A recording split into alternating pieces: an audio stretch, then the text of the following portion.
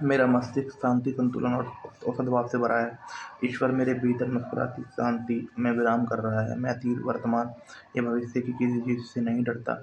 मेरे अवचेतन मन की असीम बुद्धिमत्ता सभी तरीके से मेरा नेतृत्व, निर्देशन और मार्गदर्शन कर रही है। मैं अब हर स्थिति का सामना आस्था, संतुलन, शांति और विश्वास से करता हूँ। मैं अब इस आदत से पूरी तरह मैं अब हर स्थिति का सामना आस्था, संतुलन, शांति और विश्वास से करता हूँ। मैं अब इस आदत से पूरी तरह मुक्त हूँ। मेरा मस्तिष्क आंतरिक शांति, स्वतंत्रता, खुशी से भरा है। मैं खुद को क्षमा करता हूँ। यह मुझे फिर मुझे भी क्षमा किया जा सकता है। शांति, संयम और विश्वास से मेरा मस्तिष्क पर शासन करते हैं। अब शांति, संयम और विश्वास मेरे मस्तिष्क पर शासन करते हैं। जब उसने ये प्रार्थना दोहराई तो वह पूरी तरह जानता था कि वह क्या कर रहा है, क्यों कर रहा है और वह क्या कर रहा था। इसके ज्ञान ने उसे आवश्यक विश्वास और आस्था दी। मैंने उसे समझाया कि जब वह इन वाक्यों को जोर से, धीरे धीरे, प्रेमपूर्ण, अर्थपूर्ण ढंग से दोहराएगा तो वो धीरे धीरे उसके अवचेतन मन में उतर जाएंगे। बीजों की तरह वे सभी बड़े होकर फल देंगे। उसके कान में आवाज़ सुनते ही शब्दों के उपचारक कंपन उसके अवचेतन मन तक पहुंचकर उन सभी नकारात्मक मानसिक पैटर्नों को मिटा देते हैं जिन्होंने उसकी समस्याओं को पैदा किया था। प्रकाश अंधकार को दूर कर देता है। नकारात्मक विचार को नष्ट कर देता है। वह महीने भर में बदल गया। मानने से इनकार करना। अगर आप शराबी या मादक पदार्थ के आदी हैं तो इसे स्वीकार करें, बचने की कोशिश नहीं करें। कई लोग शराबी इसलिए बने रहते हैं क्योंकि वह इसे स्वीकार नहीं करते। आपकी बीमारी एक अस्थिरता है, एक आंतरिक डर है। आप जीवन का सामना करने से इनकार कर रहे हैं, इसलिए आप शराब के माध्यम से अपनी जिम्मेदारियों से पलायन करने की कोशिश कर रहे हैं। शराबी के रूप में आपकी कोई स्वतंत्र इच्छा नहीं है। हालांकि आप सोच सकते हो कि हो सकता है आप अपनी इच्छा शक्ति के बारे में डींगे हाँक सकते हो। अगर आप आदतन शराबी हैं और साहस के साथ यह घोषणा करते हैं, अब मैं इसे कभी नहीं छूऊंगा, तो आप में इस घोषणा को सही साबित करने की शक्ति नहीं है। कारण यह है कि आप यह नहीं जानते कि शक्ति कहाँ खोजना है। दरअसल आप खुद की बनाई मनोवैज्ञानिक जेल में रह रहे हैं। आप अपने विश्वास, रायों, परीक्षणों और माहौल के प्रभाव की बेड़ियों में जकड़े हुए हैं। अधिकतर लोगों की तरह आप भी आदत के गुलाम हैं। आप जिस तरह से प्रतिक्रिया करते हैं उसके लिए कंडीशन्ड हैं।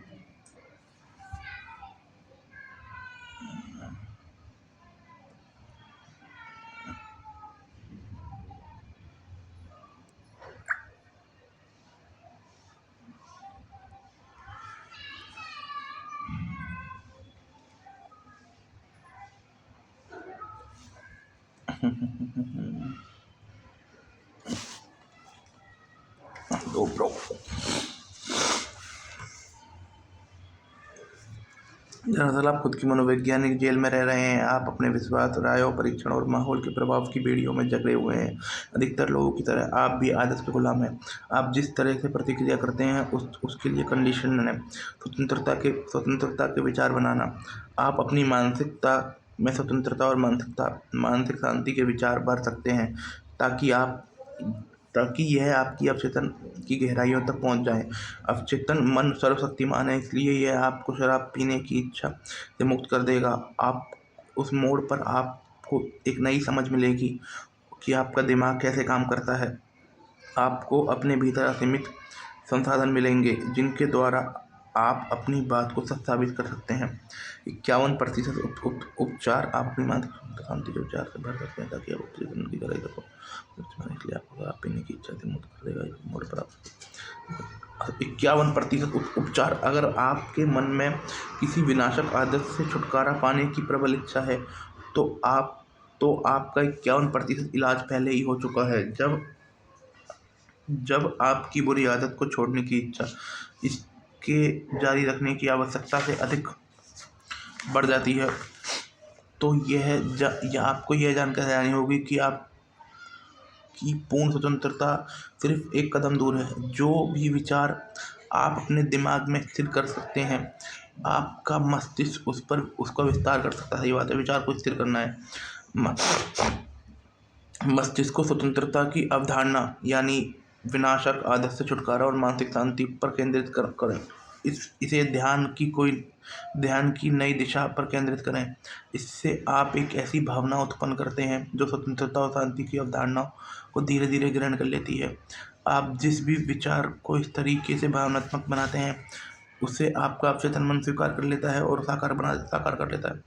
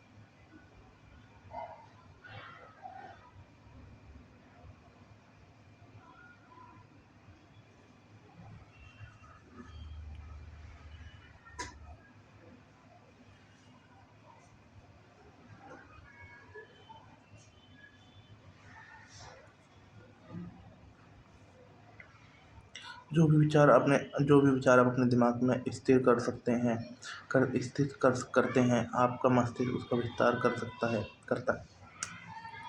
मस्तिष्क को स्वतंत्रता की अवधारणा यानी विनाशक आदत से छुटकारा और मानसिक शांति पर केंद्रित करें।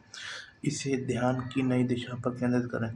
इससे आप एक ऐसी भावना उत्पन्न करते हैं जो स्वतंत्रता और शांति की अवधारणा को धीरे धीरे ग्रहण कर लेती है। आप जिस भी विचार को इस तरीके से भावनात्मक बनाते हैं, उससे आपका अवचेतन मन स्वीकार कर लेता है और उसे पूर्ण रूप से साकार कर देता है। प्रतिस्थापन का नियम यह जान लें कि आपके कष्ट से कोई अच्छी चीज़ आपके कष्ट से कोई अच्छी चीज़ उत्पन्न हो सकती है। आपने नाहक कष्ट नहीं उठाया। बहरहाल कष्ट उठाते रहना मूर्खतापूर्ण है।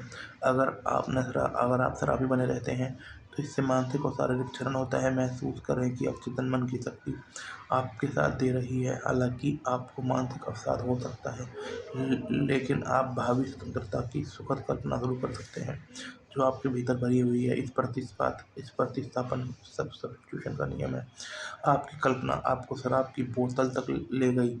इससे आप खुद को स्वतंत्रता और मानसिक शांति तक ले जाने दें। आपको थोड़ा कष्ट होगा, लेकिन यह संरचनात्मक उद्देश्य के लिए होगा। आप इसे उसी तरह सहन करेंगे जिस तरह माँ प्रसव पीड़ा को करती है। आप मस्तिष्क में एक बच्चे को जन्म देंगे। आपका चेतन संयम को जन्म देगा। शराबखोरी के कारण शराबखोरी का असली कारण नकारात्मक और विनाशक सोच है। जैसा इंसान सोचता है वैसा ही हो जाता है। शराबी में हीन भावना, अक्षमता, कुंठा और पराजय का गहरा एहसास होता है। अक्सर इनके साथ गहरी आंतरिक शत्रुता भी होती है। व्यक्ति के पास अनंत बहाने हैं जिनसे वह अपने शराबीपन को बचाव कर सकता है, लेकिन असली कारण वह व्यक्ति का वैचारिक जीवन है। लेकिन असली कारण व्यक्ति का वैचारिक जीवन है।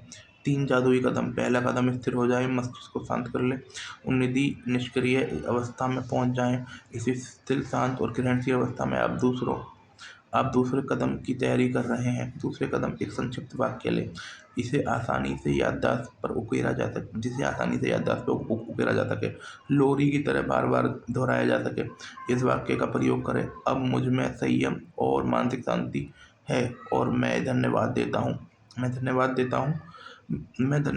हूँ। मस्तिष्क को भटकने से रोकने के लिए इसे जोर जोर से दोहराएं और मन में बोलते समय इसके उच्चारण में होठों और जीभों को चलाएं। इससे अवचेतन मन तक पहुंचने में मदद मिलेगी। इसे 5 मिनट तक या इससे ज़्यादा समय तक करते रहें। आप एक गहरी भावनात्मक प्रतिक्रिया पाएंगे। तीसरा कदम, सोने से ठीक पहले वह करें जो महान दार्शनिक कवि जोहानन वॉन गेटे ने करते थे। कल्पना करें कि कोई मित्र या परिजन आपके साथ है, आपकी आंखें बंद हैं, आप स्थिर और शांत हैं, या यह प्रियजन मित्र कल्पना में आपसे कह रहा है, बधाइयाँ।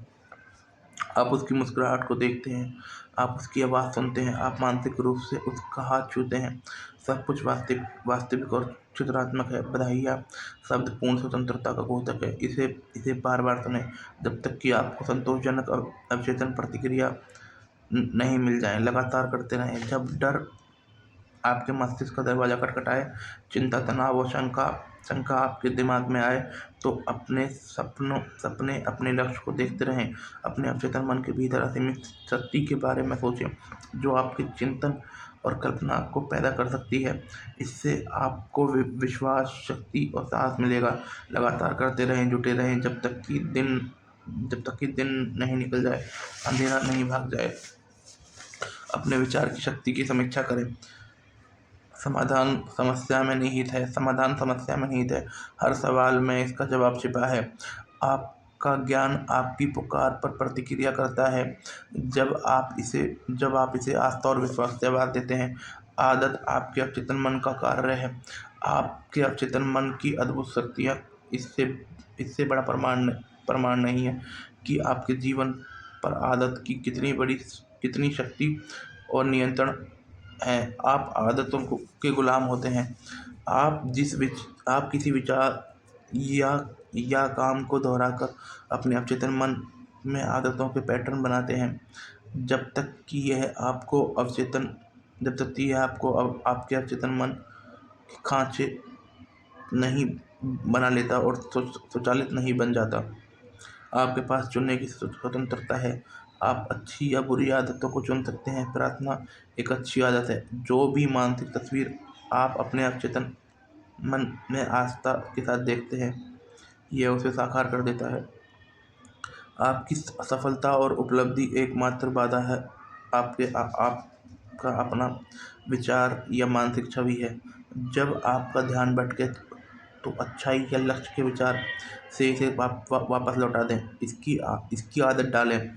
इसे मस्तिष्क को अनुशासित करना कहते हैं। आपका चेतन मन कैमरा है और आपका अवचेतन मन वह संवेदनशील प्लेट है जिस पर आप तस्वीर की छाप छोड़ते हैं। इंसान के पीछे जो एकमात्र बदकिस्मती पीछे पड़ी रहती है वह डर का विचार है जिसे बार बार दिमाग में दोहराया जाता है। इस ज्ञान के साथ बदकिस्मती से पीछे छुड़ाएं कि आप जो भी काम शुरू करते हैं उसे आपका दैवीय विधान सुखद परिणाम तक पहुंचाएगा। सुखद अंत की तस्वीर बनाएं और इसे विश्वास के साथ बनाए रखें। नई आदत डालें। आपको विश्वास होना चाहिए कि यह वांछित है और पुरानी बुरी आदत की आपकी इच्छा जारी रखने की इच्छा बुरी आदत को छोड़ने कि आपकी इच्छा इसे जारी रखने की से ज़्यादा बड़ी हो तो समझ लीजिए आपका 51% उपचार हो चुका है। दूसरों की बातें आपको तब चोट नहीं पहुंचा सकती जब तक कि आप खुद की वैचारिक और मानसिक सहमति जब तक आपकी खुद की वैचारिक और मानसिक सहमति ना हो। खुद को अपने लक्ष्य के साथ एकाकार करें। शांति, सद्भाव और खुशी है। दर्द हो रहा है बैक में थोड़ा सा, कोई नहीं। आप ही अपने ब्रह्मांड के इकलौते चिंतक हैं। बहुत शराब पीना पलायन की अवचेतन इच्छा है। यह शराब पीने के कारण नकारात्मक विध्वंसात्मक चिंतन है। उपचार स्वतंत्रता, संयम, पूर्णता के बारे में सोचना तथा उपलब्धि के रोमांच को महसूस करना है। कई लोग शराबी इसलिए बने रहते हैं क्योंकि वे अपनी समस्याओं को स्वीकार करने से इनकार कर देते हैं। आपके अवचेतन मन का नियम जिसने आपको बंधन में रखा और आपके कार्यों की स्वतंत्रता को सीमित किया, आपको स्वतंत्रता और खुशी देगा। यह इस बात पर निर्भर करता है कि आप इसका कैसा प्रयोग करते हैं। आपकी कल्पना आपको शराब की बोतल तक ले गई। आप स्वतंत्र होने की कल्पना करके इसे स्वतंत्रता की ओर ले जाने दें। अल्कोहलिज्म का असली कारण नकारात्मक और विनाशक सोच है। जैसे व्यक्ति अपने दिल में सोचता है वैसा ही होता है। जब डर आपके मन का दरवाज़ा खटखटाए तो ईश्वर में आस्था और भी अच्छी चीज़ों पर का दरवाज़ा खोलने दें। डर भगाने के लिए अवचेतन मन का प्रयोग कैसे करें। मेरे एक विद्यार्थी को किसी सम्मेलन में भाषण देने के लिए आमंत्रित किया गया। उसने मुझे बताया कि 1000 लोगों के सामने भाषण देना के बारे में सोचकर वह दहशत में आ गया था, जिनमें से कई उस क्षेत्र में विशेषज्ञ थे। उसने अपने डरों पर इस तरह विजय पाई कि रातों तक वह लगभग 5 मिनट तक इस तरह विजय पाई कई रातों तक वह लगभग 5 मिनट तक कुर्सी पर शांत बैठा। उसने खुद से धीरे से, शांति से और सकारात्मक तरीके से कहा, मैं इस डर पर विजय पाने वाला हूँ। मैं इस पर अभी विजय पा रहा हूँ। मैं संतुलन और विश्वास से बोलता हूँ। मैं शांत और आरामदेह हूँ। इस तरीके से उसने अपने मस्तिष्क में निश्चित मैं इस डर पर विजय पाने वाला हूँ। मैं इस पर अभी विजय पा रहा हूँ। मैं संतुलन और विश्वास से बोलता हूँ। मैं शांत और आरामदेह हूँ। इस तरीके से उसने मस्तिष्क के निश्चित नियम से कार्य करवाए। जब वह समय आया तो उसने अपने डर पर विजय पाई और बहुत सफलता से भाषण दिया। अवचेतन मन सुझाव के प्रति बहुत ग्रहणशील होता है। यह सुझाव द्वारा नियंत्रित होता है। ये जब आप अपने मस्तिष्क को स्थिर कर लेते हैं और स्थिर हो जाते हैं तो आपको चेतन मन के विचार अवचेतन मन तक उतर जाते हैं। यह प्रक्रिया प्रसारण जैसी ही है, जिसमें छिद्र वाली झिल्लियों द्वारा विभाजित द्रव्य आपस में मिल जाते हैं। जब यह सकारात्मक बीज या विचार अवचेतन मन में उतरते हैं तो वे अपनी तरह से फल देते हैं तथा आप संतुलित, शांत और सद्भावनापूर्ण बन जाते हैं।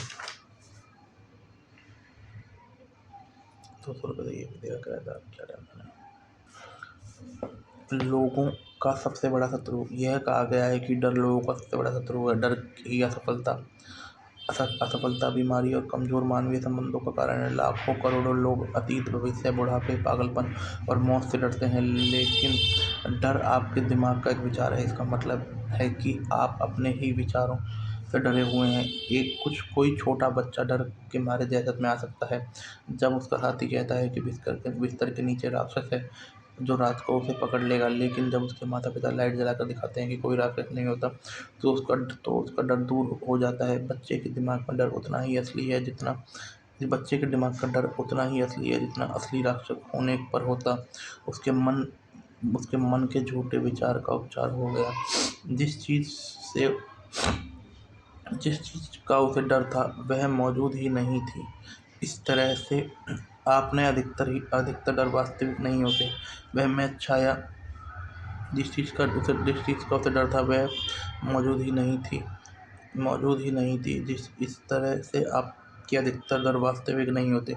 वह में दुष्ट छाया का समूह होता है और छाया असली नहीं होती। वह काम करें जिससे आप डरते हो। 19वीं सदी के महान दार्शनिक और कवि वह काम करें जिससे आप डरते हो। 19वीं सदी के महान दार्शनिक और कवि रॉल्फ वॉल्डो एमर्सन ने कहा था, जिस काम में आप डरते हैं उसे कर दें और डर का मरना तय है। एक समय था जब मैं श्रोताओं के सामने खड़े होने और भाषण देने के विचार से बुरी तरह घबराता था। अगर मैंने अब इस भयंकर डर के सामने हार मान ली होती तो मुझे यकीन है कि आप इस समय इस पुस्तक को नहीं पढ़ रहे होते। मैंने अवचेतन मन की कार्यविधि के बारे में जो भी सीखा है उसे दूसरों तक कभी नहीं पहुंचा पाता। मैंने एमर्सन की सलाह पर अमल करके इस डर पर विजय पाई। अंदर से कंपन के बावजूद मैं श्रोता के सामने गया और बोलने लगा। धीरे धीरे मेरा डर कम होने लगा और आखिरकार मैं इतना आरामदेह हो गया कि मैं इसमें आनंद लेने लगा। इसके बाद तो यह स्थिति आ गई कि मैं भाषण देने के लिए उत्सुक होने लगा। मैंने वह काम किया जिसे करने से मैं डरता था और डर का मरना तय था।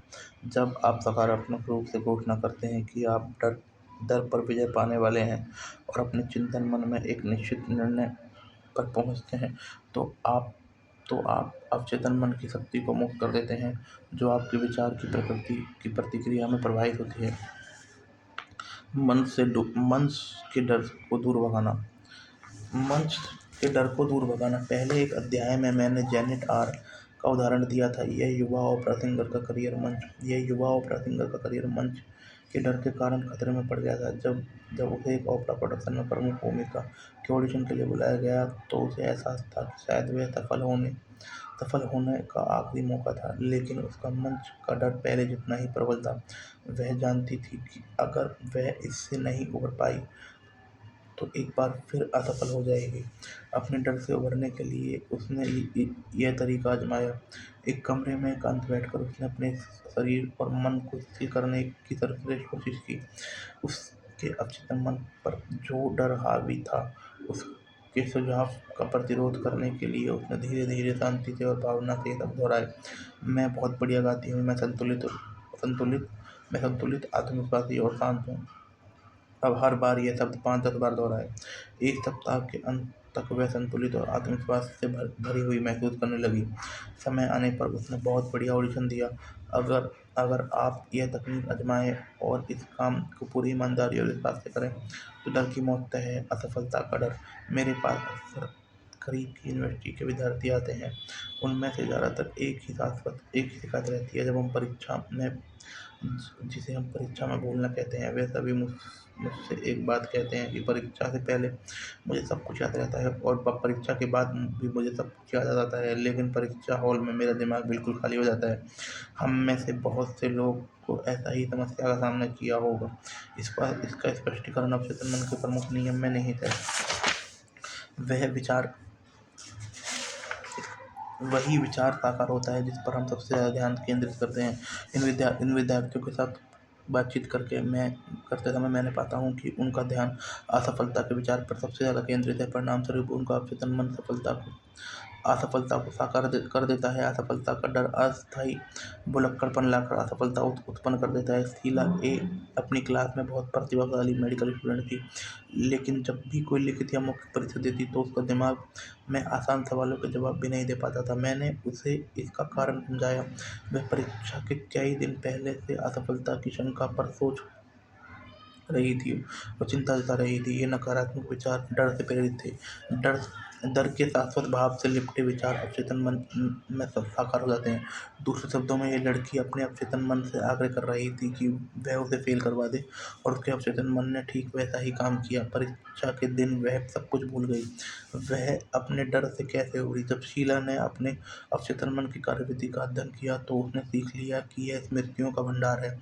इसके पास हर बात का पूरा रिकॉर्ड है जो उसने मेडिकल परीक्षण के दौरान सुनी या पढ़ी है। यही नहीं, उसने जाना कि अवचेतन मन प्रतिक्रियाशील और पारस्परिक है। इसके साथ गहरे तालमेल के साथ आने का तरीका शांत, आरामदेह और आत्मविश्वास से पूर्ण बनना है। हर सुबह रात को वह यह कल्पना करने लगी उसके माता पिता उसके अद्भुत रिकॉर्ड पर उसे बधाई दे रहे हैं। वह उनके एक काल्पनिक पत्र को भी अपने हाथ में लेकर महसूस करती थी। जब वह इस सुखद परिणाम या विचार पर करने लगी तो उसने अपने भीतर उसी के अनुरूप प्रतिक्रिया मिली। इस सशक्त प्रेरणा में अवचेतन मन की सर्वज्ञानी सर्वशक्तिमान शक्ति इस सशक्त प्रेरणा में अवचेतन मन की सर्वज्ञानी और सर्वशक्तिमान शक्ति ने कमान अपने हाथों में ले ली।